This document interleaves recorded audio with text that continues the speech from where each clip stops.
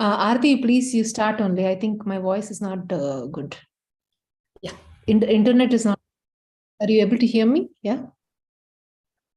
We can hear you, but I think it's breaking a little in between. We will see. It's audible. Okay, I'll start. Please take your asana. Sit comfortably. Your back, neck, and head in a straight line. Take a few deep breaths. As you breathe in and breathe out, feel your body relaxing. Let all the tension from your body move out. Let your shoulders and chest be completely relaxed with no tension in it. And all your facial muscles be completely relaxed. Have a gentle smile on your face.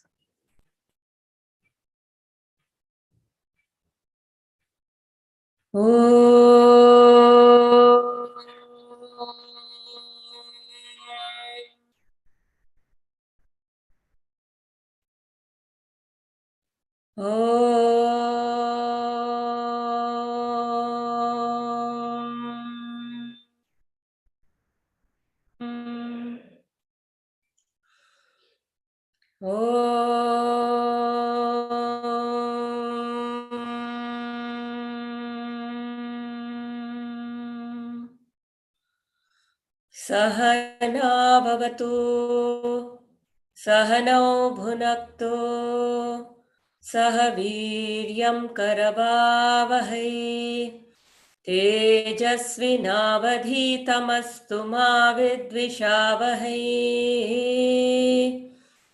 Om Shanti Shanti Shanti. Harihi Om Shri Gurubhyo Namaha. Harihi Om. Om Namo Bhagavate Vasudevaya. Om Namo Bhagavate Vasudevaya. Om Namo Bhagavate Vasudevaya. Janmadhyasya yatonvayaditaratah chartheshvabhignyam swarat tene brahma hridaya adikavaye muhyanti yatsurayah tejo vari mridam yatha vinimayo yatra trisargo mrisha dhamna sesha.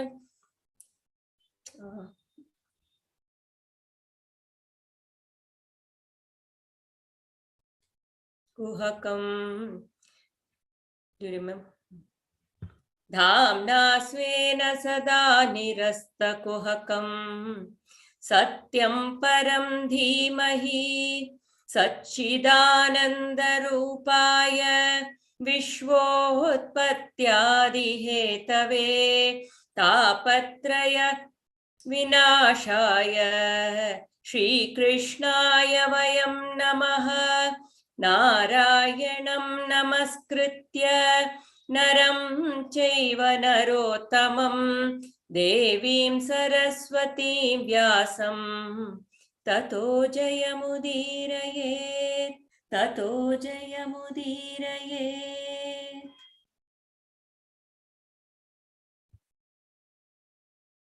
Hari Om.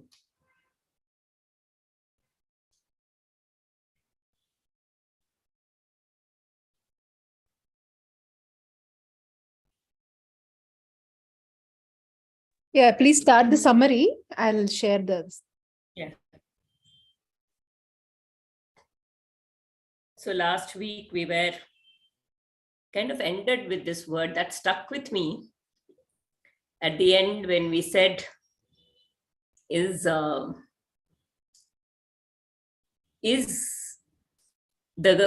God a means to the world? Is the world the goal and God a means? Or is God the goal and world is the means. I was very reflective on that this whole week. So there were some very nice shares about the kind of worship, the Navavidha Bhakti afterwards in the group. But basically, it was about where we attach. It was how we attach to God so that we can be detached from the world. Because we can keep trying to detach ourselves from the world.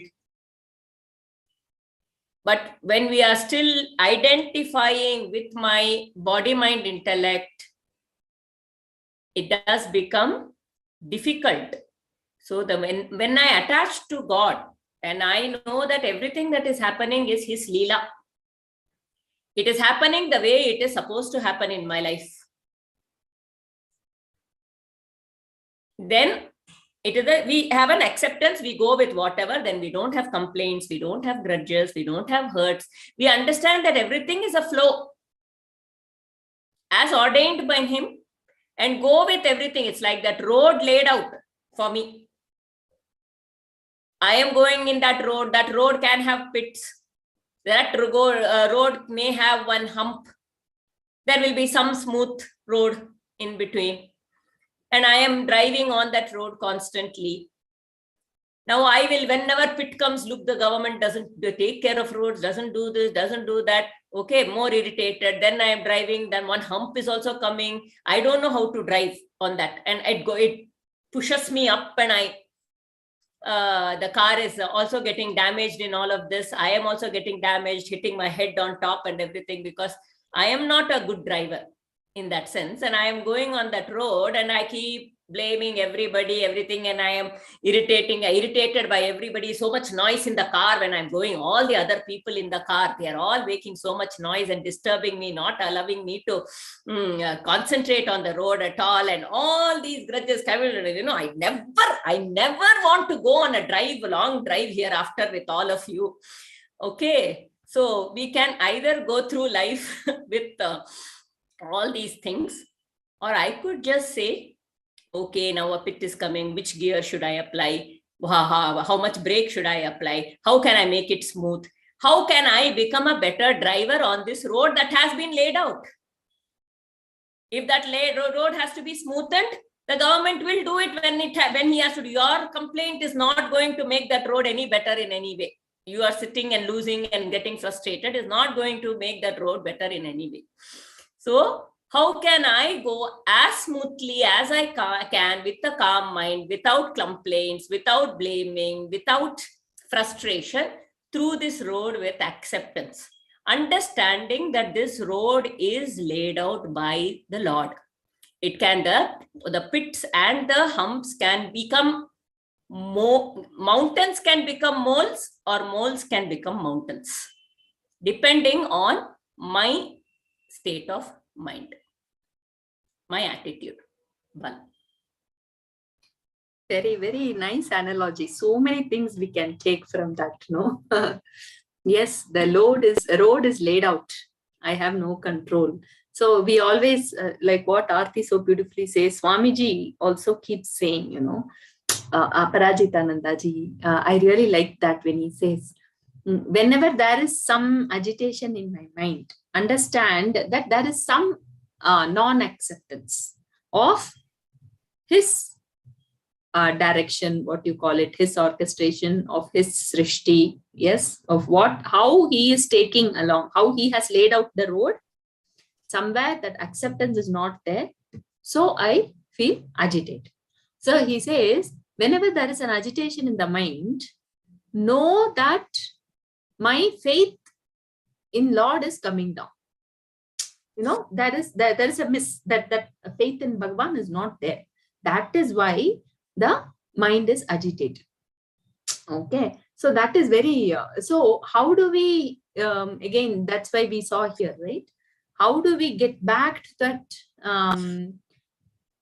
what do you say? Satsangat se nisangatam nirmoha, that nischala.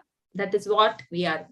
So to get back to that state, again put the faith in Bhagavan only. Okay, for some reason you have made this road extremely bumpy for me right now. Accept, yes, the road is bumpy. If I have to go up and down, if my head has to get hurt, it will hurt. I will have the pain. The body will go through the pain. Okay. Let me not think about, oh, why has this bump here? Why should why I have to only go through this? Is there no other route? There are people who are going in a highway so easy. Our mind gets into all that, right?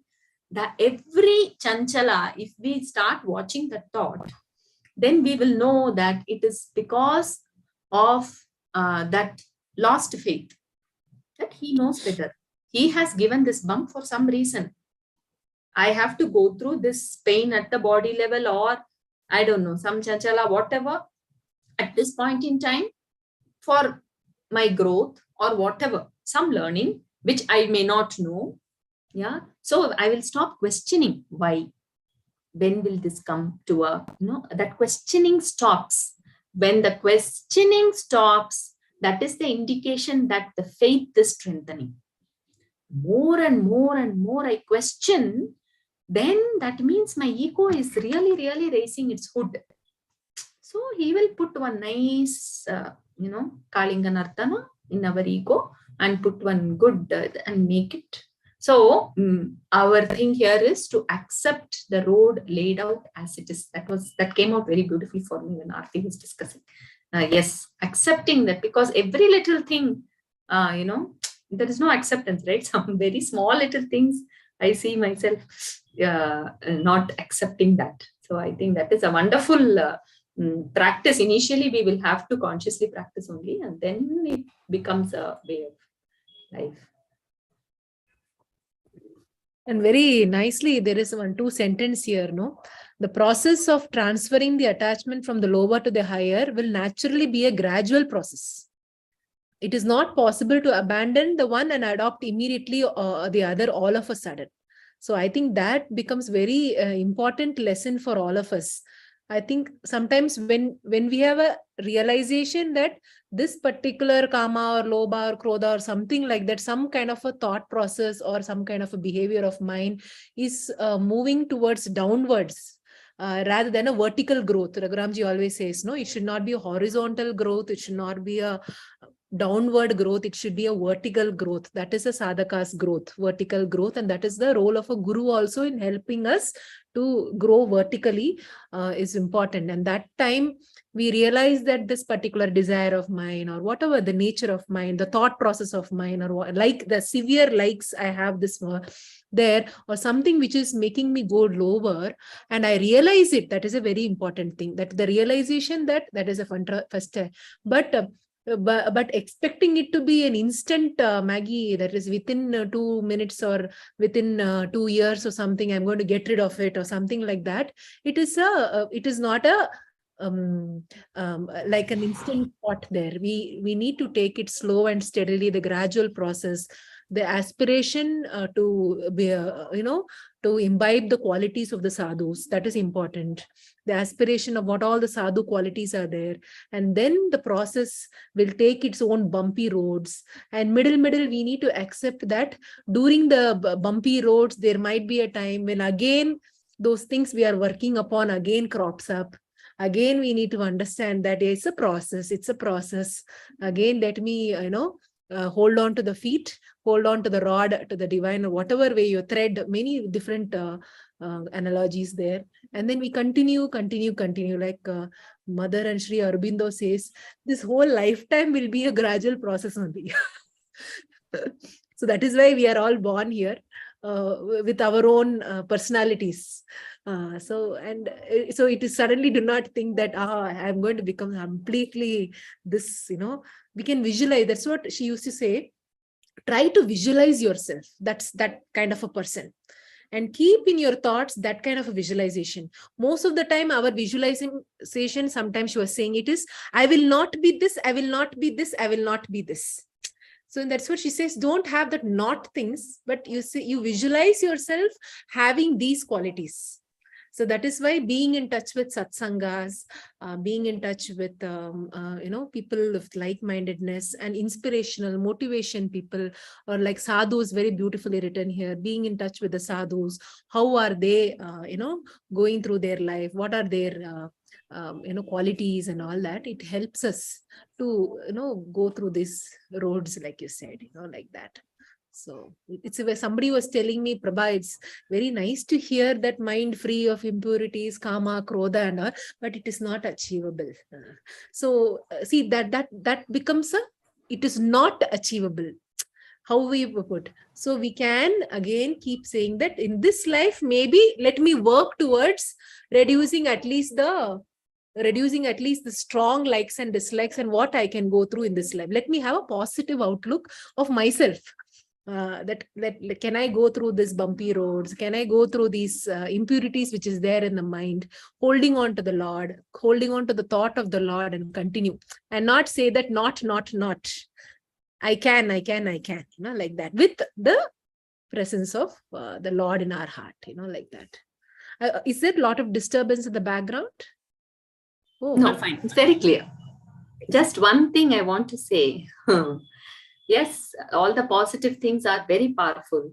But because Prabha mentioned someone saying, right? Yes, so much kama, krodha, lobha, we will see ourselves steadily, nicely being in, that equilibrium for some time. Suddenly a very silly thing would trigger and we'll fall down. Okay. That is when we realize, oh, okay. This keeps happening. So the analogy given is, again, here, the doership has to go. Okay. It is not possible for me as this little ego to take out this kama, krodha, which is just all the garbage that is there in the mind. I don't even know for how many lives, this has been collected and it is there. And they say it is like standing in the seashore and using a shell and taking out the seawater and saying, I'm going to empty the sea. Okay, it is not possible. So what is it that they say? That is why they say here, hold on to the feet of Bhagavan. I think it is here, right? The mind has to be led towards the thoughts of the Lord. Listen to his, however you want to engage with the Lord. You want to talk to the Lord, talk to the Lord. You want to listen to his stories, listen. I think Narada very beautifully tells in his Bhakti Sutra, Shravana is one thing, Katha is one thing, and, glorifying, people just love chanting his names. People just love saying Namasmarana also. People love to sing, whatever way you want to, there are many who like to visualize and have that. So however I am inclined, that the mind inclines to, do that. And the mind has to be filled with the thoughts of the Lord. Bhagavatam again and again and again says that. Instead of focusing on the kama, krodha, look, it is all there. That is why I'm here. Otherwise, I will not be here. So it is all there. All of us are come with that. So what does satsanga do? Sadhus, they say they are like the garbage collection trucks only. Okay, we all go there. Okay, put all the garbage there, and they clean us. Okay, and send us. So the satsanga is for that. So all that I can do is, okay, know that, accept, and start filling the mind with Lord. Okay, this sublimates our mind slowly.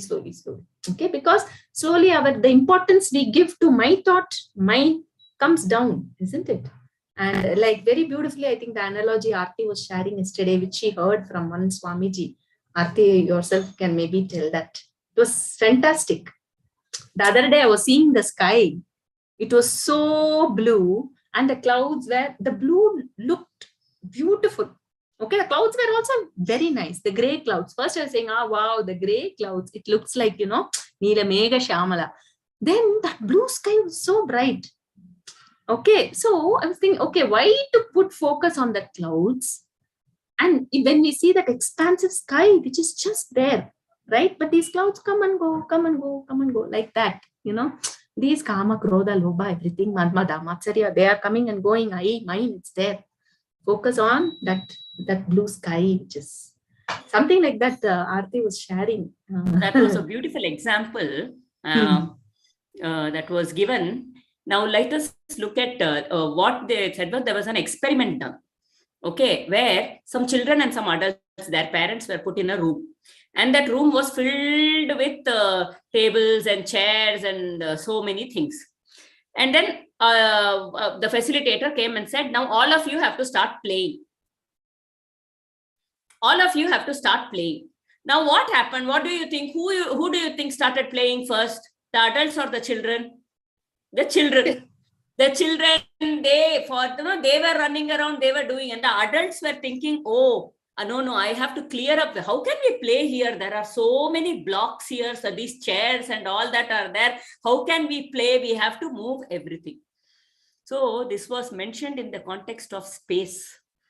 Space is, let us look at Akasha, the space. The space is the container. It is ever pervading, all pervading, and everything is in that space, right? So when I look around in a room, what do I see? Do I see the space or do I see the objects? When I see what is there in the room, I will say the cupboard is there, the table is there, the computer is there. I will never say the space is there.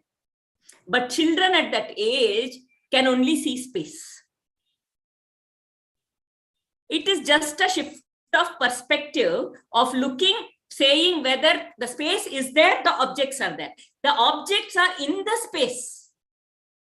If I look at the space, the objects are just there. My attention is not on the objects. I am just with the space around. Similarly, there is that Akasha, that space in my mind. And what are the objects in my mind? What could be the objects in that space? Thoughts. The kama, krodha, lobha, mada, matsarya, the thoughts, my beliefs. Now, when in that space, all these objects are there in that space. But what do I see? Do I see the space or do I focus on the objects? That is going to make all the difference in my life. It's just a shift of perspective. Am I going to keep focus on the all pervading, or am I going to see the focus on that impermanent, which is going to object, which is coming and going in that space? I focus on that impermanent. And I get caught with it, I get entangled with it, I get attached to it, and then that seems to be, and my mind, my vision becomes so tiny. Correct? And I feel entangled. Obviously, the vision is small, so I will feel entangled. But what about just expand your vision? I remember once someone said, when I see my daughter's room is very, very dirty, I blur my eyes. It is seeing the space and blurring all the objects. It's a very good way to. So you see the space, blur the objects. You will not feel irritated, right? So something like that. Just blur the objects and see the space around you. Blur the objects, the kama, krodha, mada, matsarya within, and see the space around you.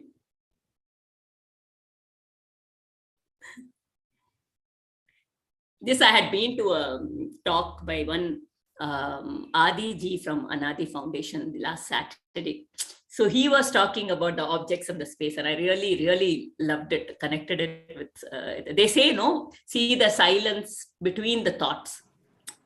It is only the silence. The thoughts are coming and going, but we focus so much. Like in that white sheet, there's a black spot. What is there in this? We will say black spot is there. We will not say the white sheet is there. Everything is that. We will look at the tiny little black spot, but we will not say black spot in a white space. At least that will be better. But we will say only black spot. We have a tendency to look at the objects more than the all-pervading. We just have to shift our perspective. See, in Trataka also, that's what we say, focusing and defocusing.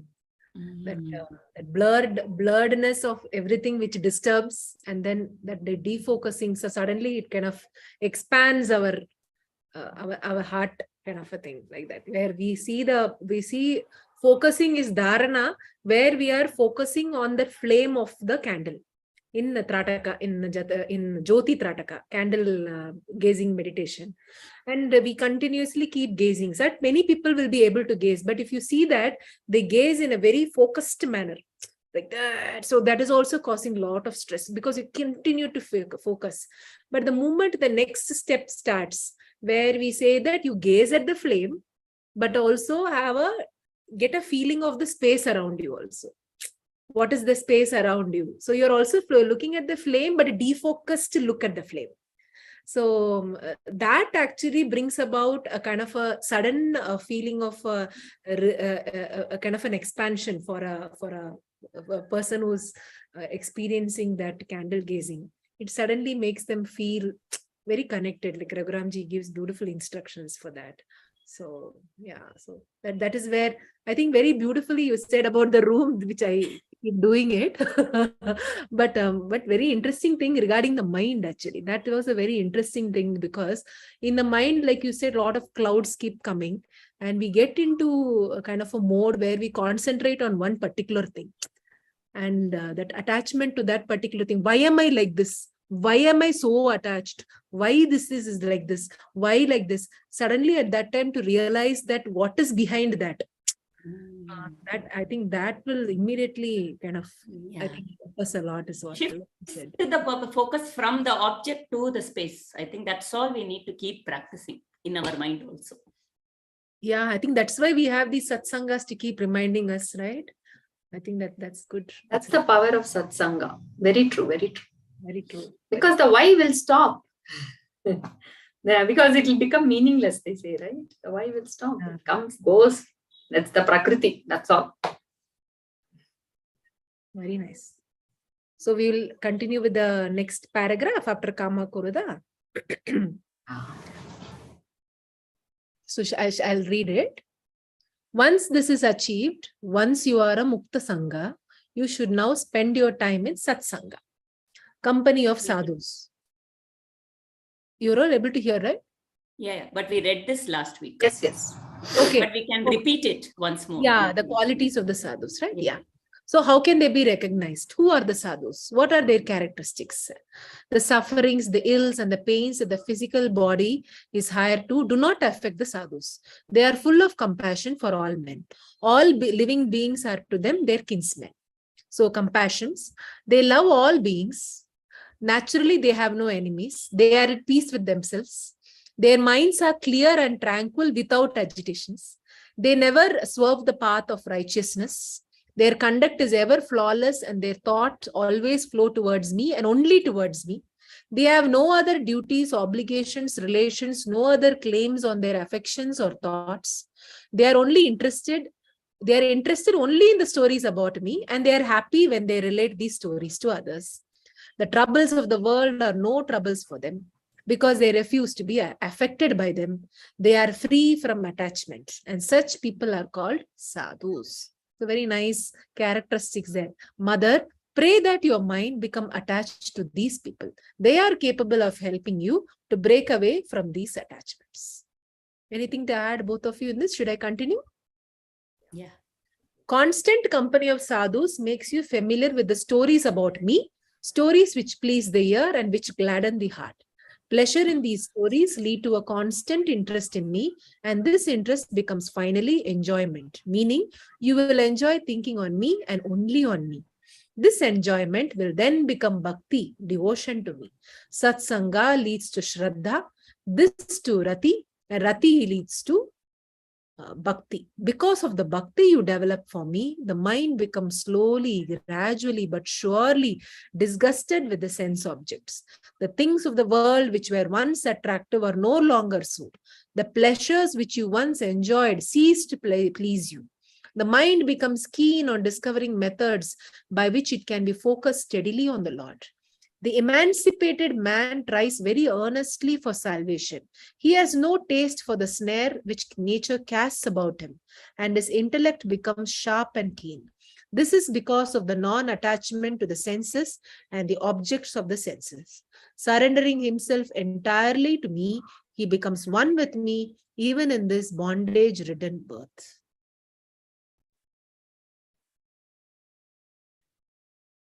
So how it leads to bhakti, it is very beautiful, this thing.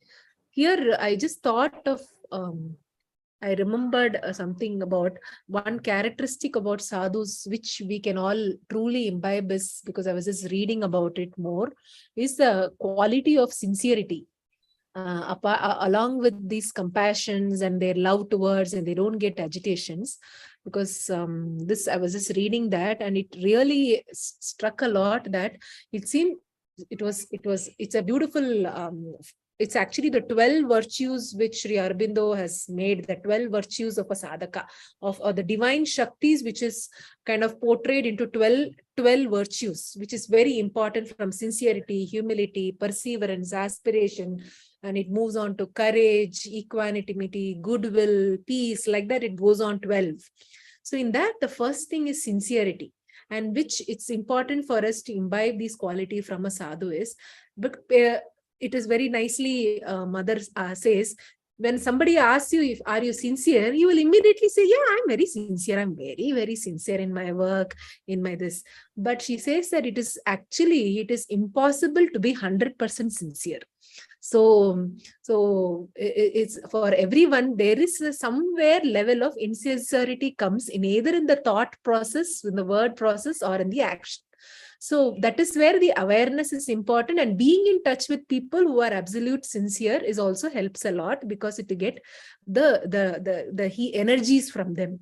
And she was saying sincerity comes at so many levels.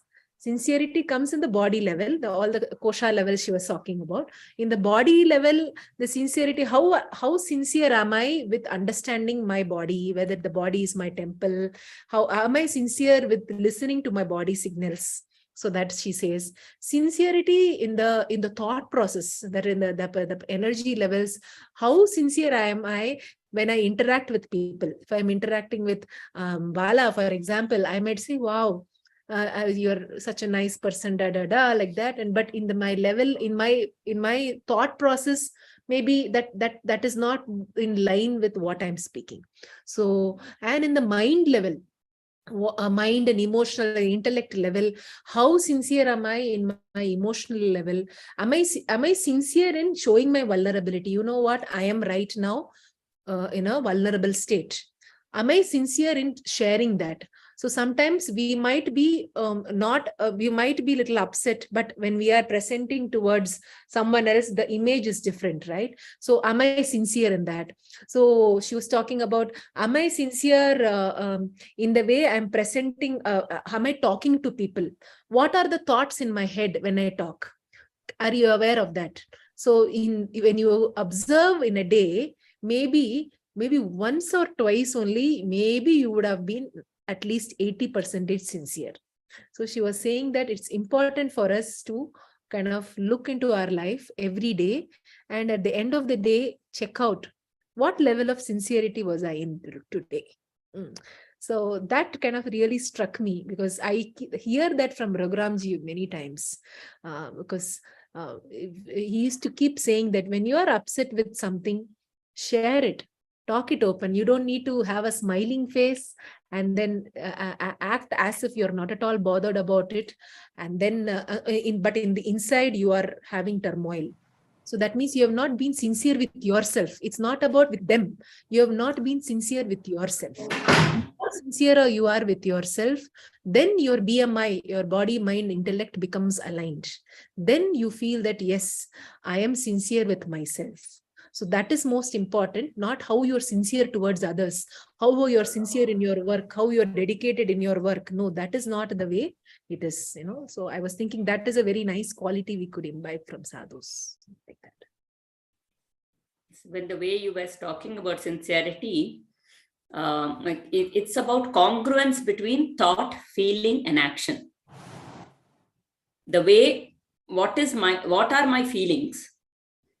Are my thoughts in congruence with that? And based on that, my outputs, the way I act in the world. All of these should be, I am blaming somebody, I have to do it, but I can't talk, so I will go and do, I'll keep the cup tuck like that, or whatever, or I'm putting up a very nice face, and but that is a form of suppression in a way. Correct? So it's just my ego. I want to show myself, like Prabha said, I want to show myself as a strong person. So I don't want to show my weakness to others. Just, a child will not think, just without any thought, just be. If you are sounding wrong, then it is somewhere in the core. If somebody feels that you are acting wrongly, you are being wrong or whatever, it doesn't matter. Somewhere in the core, there is something wrong. You go and try to work on that core. Slowly, in action also, it will come out. So that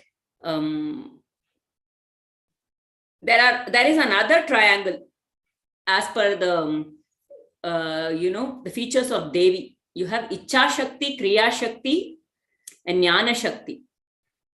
How do you overcome this thought, feeling, action incongruence?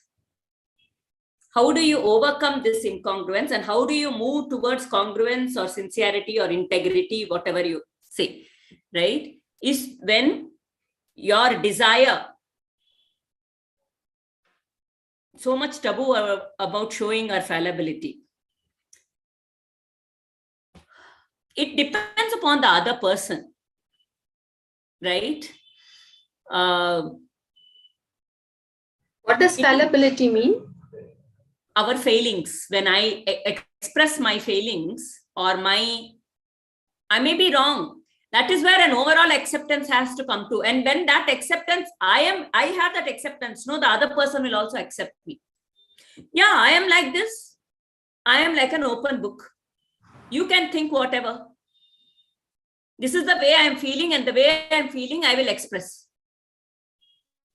I am not bothered by how you, for me, it is about expressing and being sincere. Now, you don't accept it, that's your problem. The way I'm putting it is not right, but in my mind, it is saying, okay, maybe that other person doesn't have that acceptability of a certain nature, because everybody is trying to look at their reflection in the other person. We always appreciate our reflection in the other person. Oh, if they are like me, then if they are a little not like me also, I will not be able to accept. So everybody is going in that journey. If I can own up and I say, I am clean, I am transparent person, inside out, what you see is what you get. That's one of the, this thing, what you see is what you get. And this is how I choose to be. Whether you accept or not, I have accepted myself that way. So when then the other person not choosing or not being able to accept will not bother me, because this is the way, and I take pride in being that way. I am, or pride, I am completely accepting the way I am with that. I would not say pride, I would say accepting myself the way I am completely. Okay. So yeah, so the way to counter this lack of congruence is, how do I bring that congruence between my feeling, thought, and action? Is through, this is a triangle of Icha Shakti. Icha Shakti is my desire. Identify my desire. Jnana Shakti. Now, how can I achieve this desire? And then Kriya Shakti, my action towards it. These three things when I start acting. So now let us say I have an Icha to overcome. We identify, I have become aware of my something, Krodha. So I have an Icha to now gain control over my Krodha.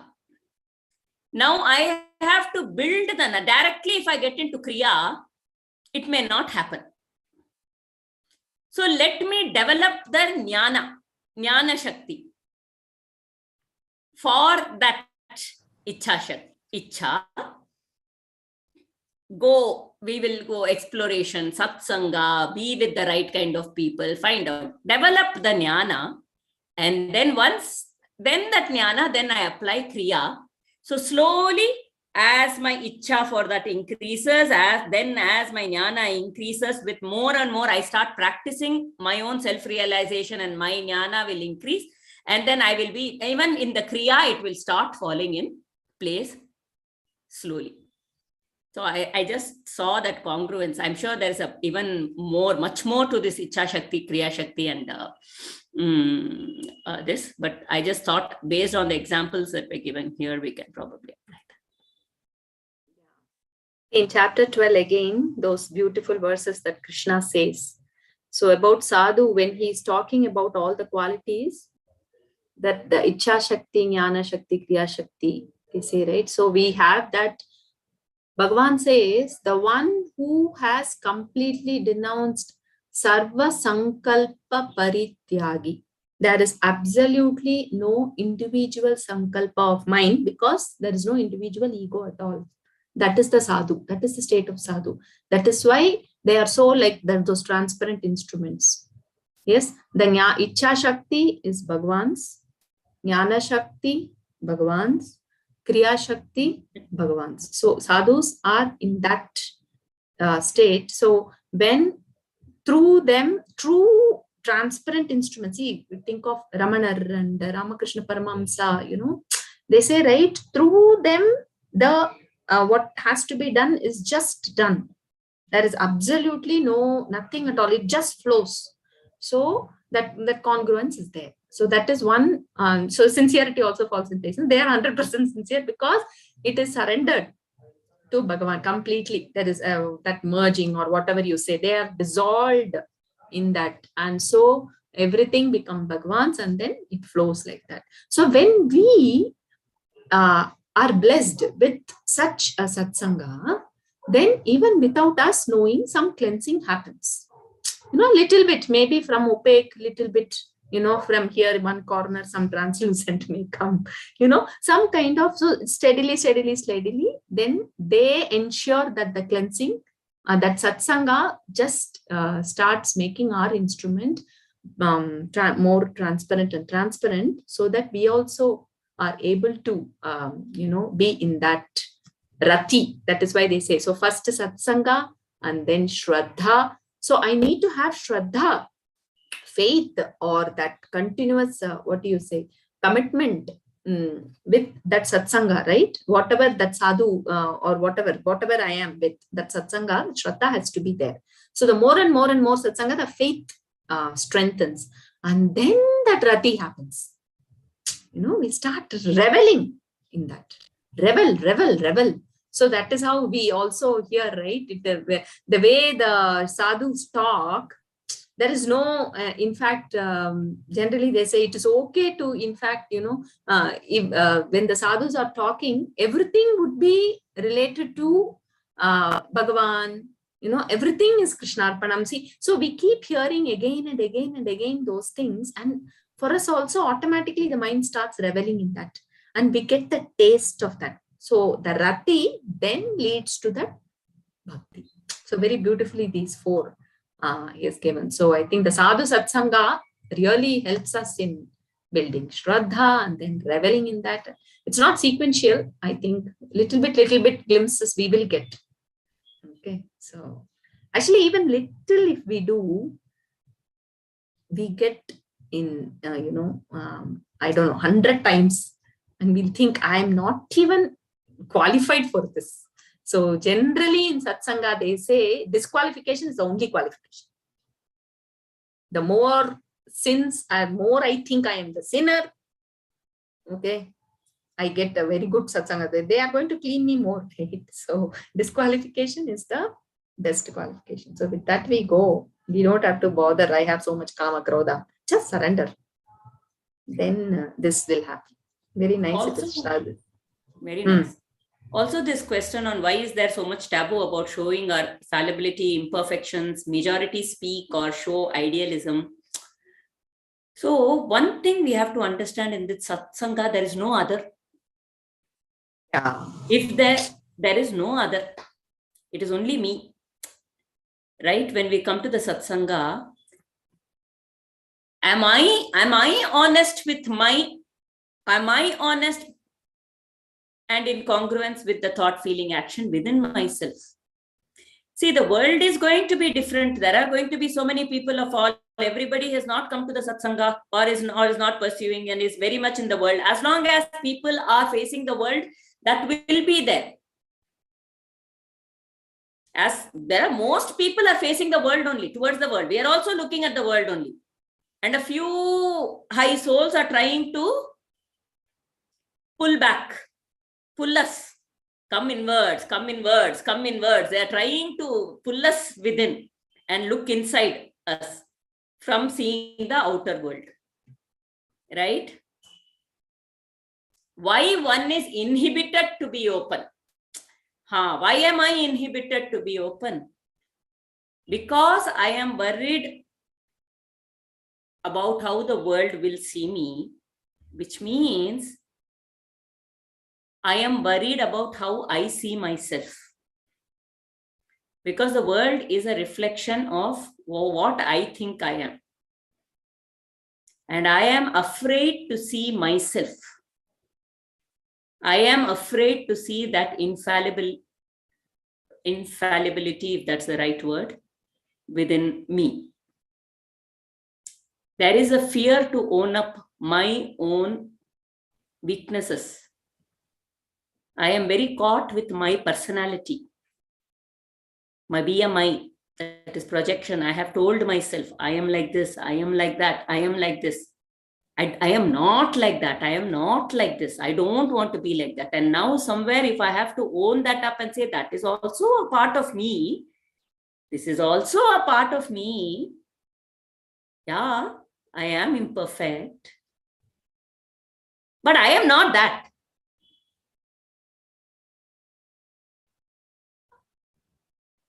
These imperfections are those objects in that space. Then only the space is the reality, and that is perfect. It's okay. So then when I blur out these kuti objects, and I am with the space, those imperfections also will not bother me so much. Yeah, I am like that. Like satsanga, is there opposite like herd mentality? Yeah, that is what the world is all about, herd mentality. Herd mentality is totally there. See, there is a nice topic called power of vulnerability. How being vulnerable gives us power. Very beautiful topic. Actually, I've attended some workshops on that, and where the facilitator actually will make you give situations where you are actually going to a very huge vulnerable state, and then you talk about it in front of so many people. At that time, it becomes, and suddenly when you talk, you're going to cry, you're going to be emotional, hundreds of things, and you're going to talk in front of many people. And after that, and then I remember she used to say, there is a power coming within you that, yes, I showed my vulnerable side. I showed my vulnerable side in front of people who thought that Prabha is this, but I showed that Prabha is also this. So there are sides of Prabha who has gone through this, who is like this, who is that, like that. But there is also an image Prabha which also shows that this.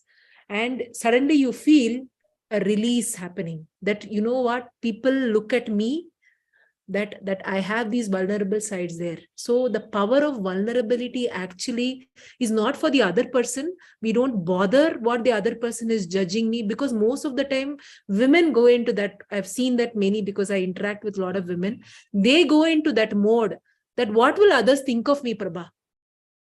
If I post this message, will others think of me as silly? If I post this message, won't everyone think I'm useless? If I post, maybe I'm not very intelligent like others. So many self-harming thoughts we put ourselves, because we don't want to show our vulnerable side. This is where it's so important to keep sharing to family members as a regular practice, that you know what, today, I'm in a very vulnerable moment. I feel a little low. I'm kind of thinking of some things which is really causing me a lot of discomfort. Can you give me some space? So we keep sharing that. It will help us to share our vulnerability. It helps the others in the family to look at you, and you're not bothered how they are looking at you, but you get the power in sharing your vulnerable side. You feel empowered. That is actually, these are all empowering qualities, where you show that, yes, I am having the vulnerable side. These are the way to be empowered, they say, right? So yeah. Very nice. So what does this empowering do? The empowering is loosening that attachment with my own self-image, that, oh, I am a good girl. I don't want to, oh, I will not use such statements. This is my own self-image. I don't even know what others are thinking. Hey, they all are busy thinking about their own self-image.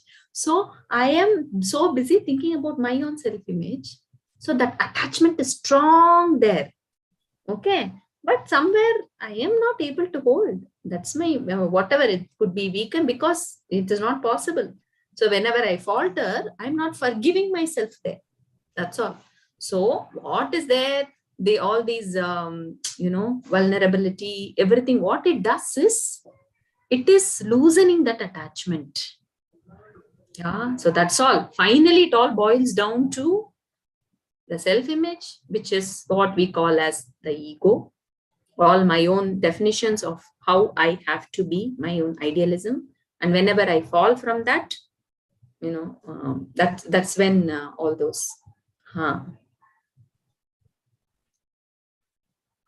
No, Bala, you continue. I just share. No, you want to share? Please do. That's all. One thing before you continue with that.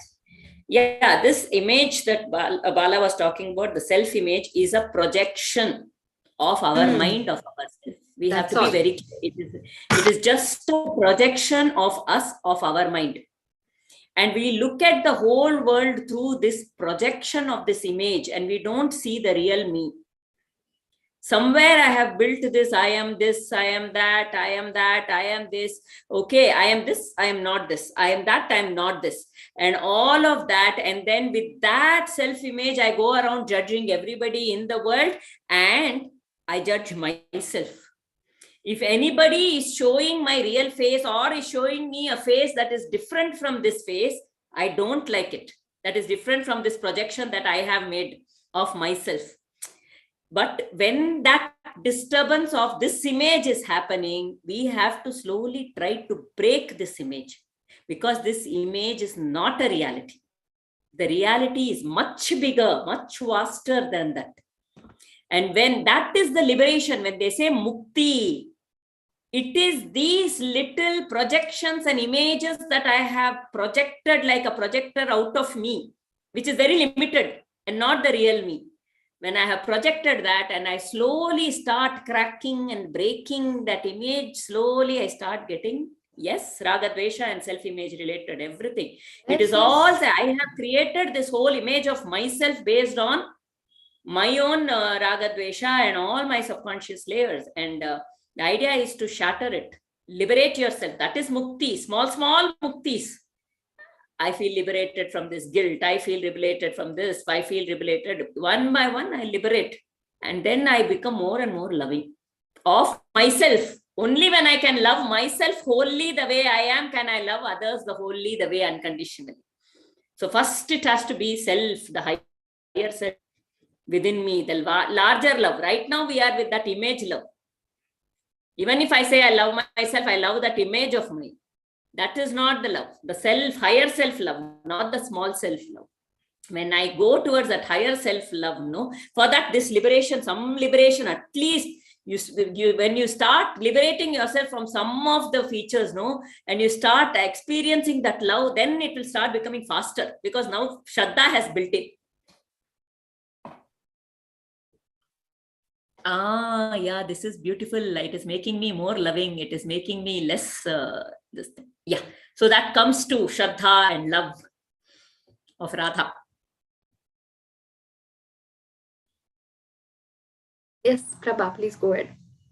Yeah, this is actually a very beautiful article, very new article of Raghuramji, where because we're talking about bhakti, and he was actually having these thoughts. Actually, this recent Uta the Kuta also was on this topic, basically bhavana, where he was saying that people think that being emotional is considered to be negative, right? Okay, Aarti was also there, right? Yeah. So in the Yeah. Uta the Kuta, yeah. So, and then he was saying that we think that there are 5 layers, Panchakosha, right? Body level, prana level, mind level, intellect level, and ananda level. So he was very beautifully talking to me one day and he has written an article. We are in the process of fine editing it. This is first article, part 1, where between the intellect and going to ananda, intellect knows that ananda is the true nature. But the next layer is the bhavana layer. That bhavana layer is the one which actually with the true bhavana is love. And that is where he gives the example of Radha. And that love, the prema, the transcending to bhakti is a very beautiful journey. So when you read this article, I'll share it again in the group also, that so see, You can probably read through it, no? read through it throughout. Okay. Love, prema, and devotion. You're able to see the article, right? Yeah. Bhakti are kept at prema and devotion. Bhakti are kept at opposite poles in many spiritual circles. By denying love, prema, one will be denying bhakti as well. Bhakti is a fulfillment of prema. For an in-depth understanding of prema and to understand the intense practice of bhakti, we need to understand the importance of bhava, roughly translated as emotions. It cannot be an actual this thing in our day-to-day life. In addition to show how bhakta transcends even the divine or God, understanding the story and the character of Radha becomes very important. To most, the exalted experience of prema is the dasa and the priya, the lover.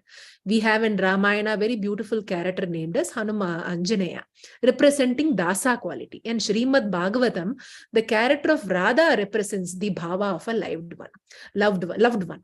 One thing common in both these characters is their stay with the masters is very short period. As you know, Hanuman actually stayed for a very short period of time.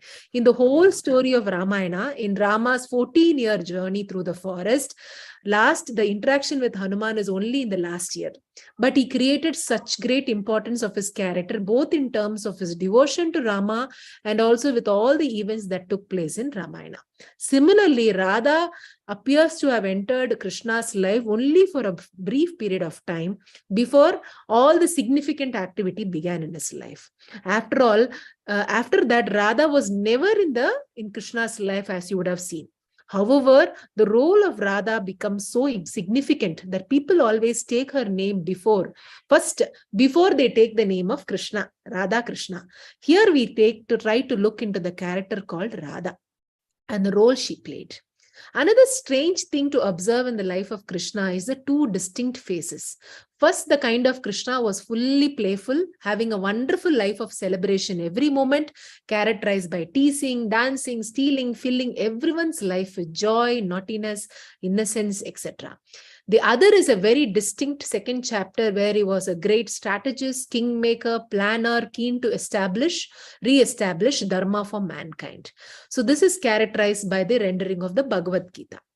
Radha stands in between these 2 chapters of Krishna, making us almost feel that it was Radha who reminded Krishna of his journey of the second phase. So Krishna's story is someone which happened 5,000 years ago, like that it goes on. A very long article, yeah. Yeah. Now the story I will tell. Let me try to tell you about the bhavana. So according to Sanatana Dharma, you're all born with emotions, but intellect comes later. We say that the child who was born immediately smiles. So the smile is coming out of pure emotion, love, which is the bhava.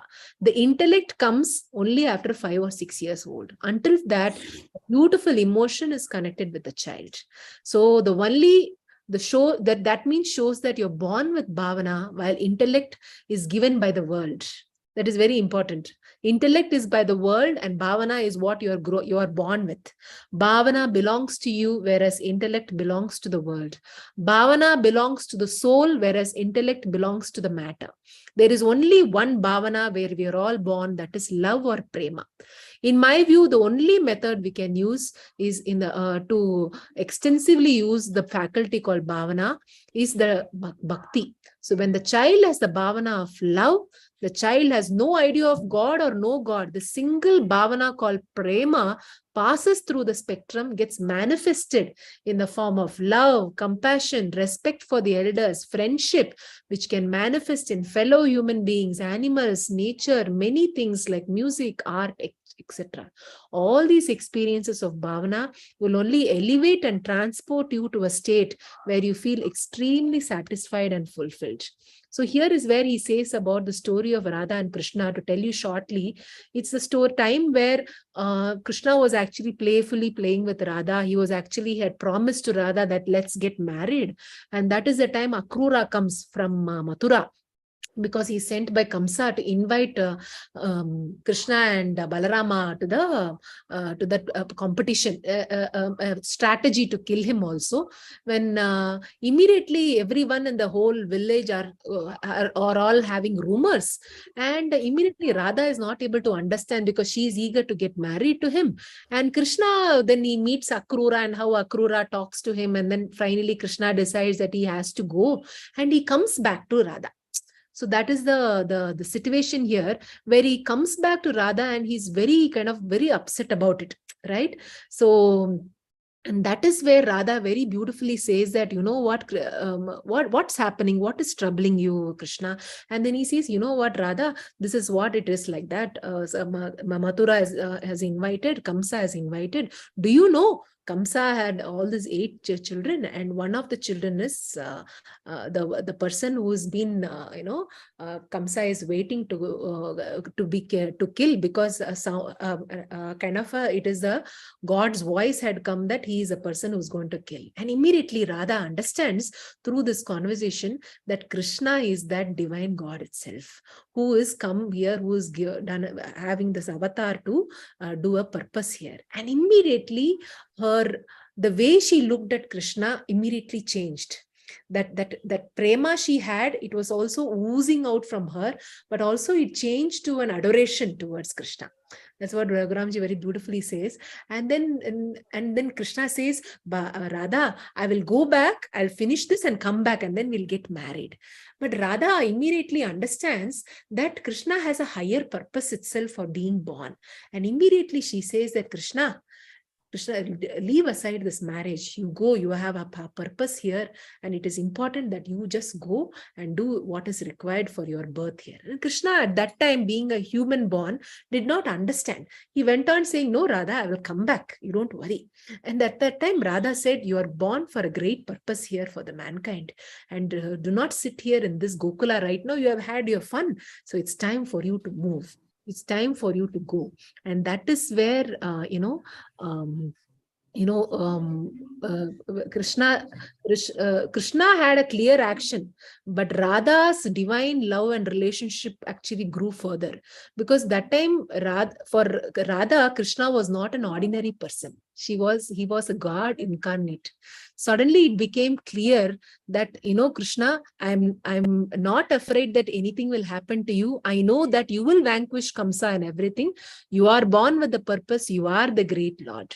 So that is where she immediately kind of gives him that push that, you know what, this is what you need to do. And Raghuramji says that she could immediately tell Krishna that you come back, you marry me, make me the queen of Mathura, and we let us become rich and let us have that. But no, Radha's thought process was absolutely different. Her prema was just giving, that it was just absolute giving there, not to receive anything from Krishna. She just says, you go ahead, your mission is what is important. I am a simple cowherd girl. My Krishna is a very simple Krishna, who I can hear in this river which is flowing. These trees whisper Krishna in my ears. The flowers give me the fragrance of my Gopal, and I can hear the stories of Krishna in the sound of birds. I can see my Krishna in the eyes of the innocent cows.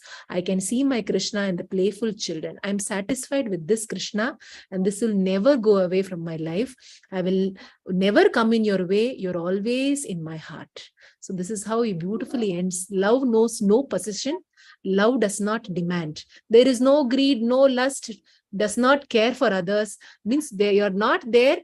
The love becomes your atmo tripti. You're completely having that self kind of a satisfaction there. When there is ego or greed, then you feel like you need to receive something. Then the things will turn from love to lust. Lust means it need not be lustful thoughts. It could be filled with karma, like that. So that is where he gives a beautiful difference between love and, the prema, which is leading to both bhakti. So where you see that Radha and Krishna are not gods at present. The moment Krishna is found to be God, Radha becomes humble, simple, and a dissolved self.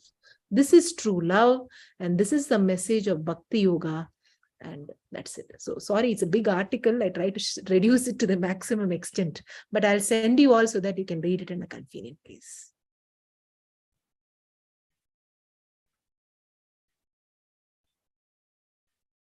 Which comes first in a bhakta? Love for self or love for God? There is no self. Self There meaning, is if you're talking about this ego, then when this love for this ego is reducing, only then bhakti comes. It is like bhakti, yeah, Arti, I'll just complete. It is like, when I am just thinking about myself and the thoughts, that's what I think we started with today's class also, right? Using God as a means, and if world is the goal, I am still loving myself and this world and this field, body, mind, intellect. Okay, when that goes away, only when that attitude or whatever, it changes, where it is the world is the means. So these things are just the means, and I become a sadhaka there, and then God is the goal. So that is the first step in bhakti. So if you're talking about the self, then, and I don't know if that we call as love also, it's not love, it is the karma, the first stage where we all are. When I am attached to this body, when I want to protect my own ego, all those, that is called karma. Little bit of sacrifice and moving. What we saw in Radha, that beautiful example, is there is absolutely no thought about herself. She doesn't have an individual identity at all there, completely with Krishna. So there is nothing at all. So that is the highest bhakti. So karma, and then slowly it moves to prema, where there is, the other is also we embrace. And in bhakti is where there's absolute, the individual is dissolved, absolutely not there at all. Yeah, Arti, please. So my answer to that question is, I don't know which self you're talking about, but if that self is the personality self, then it is at the ego level.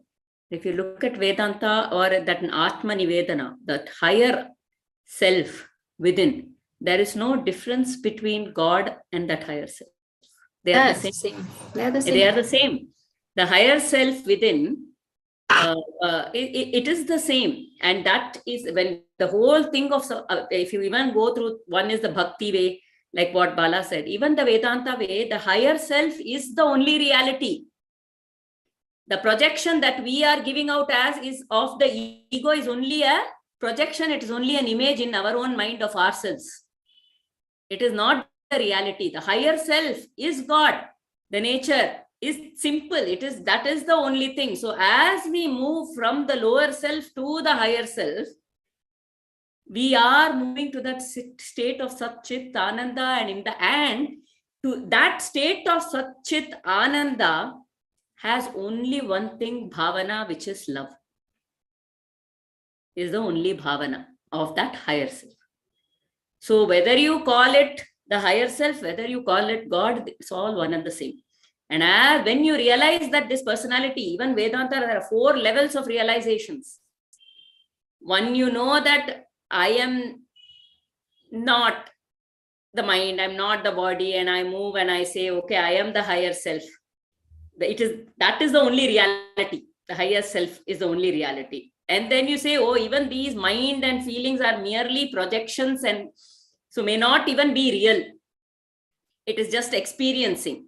So that is just an effect and myself. It may seem a little high, but I'm just quickly going to base it. And the higher self is the only reality, and this is just an effect. That is the cause, and this is the effect. The higher reality is the cause, and if the ocean is not there, there are no waves. So the waves are the effect, and the ocean is the cause. That is the second level of realization. And then the next level of realization is to say, the waves and the ocean are not different. They are one and the same. There is only that water. And without that water, the waves are not even there. There is nothing that is not even there. What exists is only the water. It's only the higher self within me. That is where I am nothing. I am not. I do nothing. I have nothing. I can not. Whatever I am is because you, that higher self, is working through me, shining through me, illumining everything in my life, right? So without that water, that wave is not. That water, the wave, everything is the same. That is complete bhakti.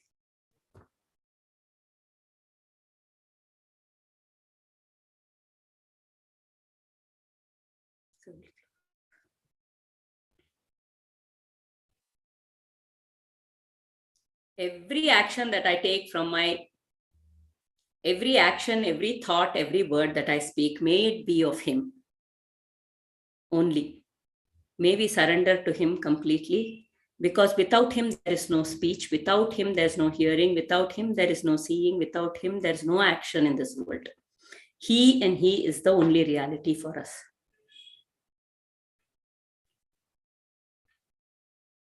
Om Namo Narayanaya. Om Namo Narayanaya. Om Namo Narayanaya.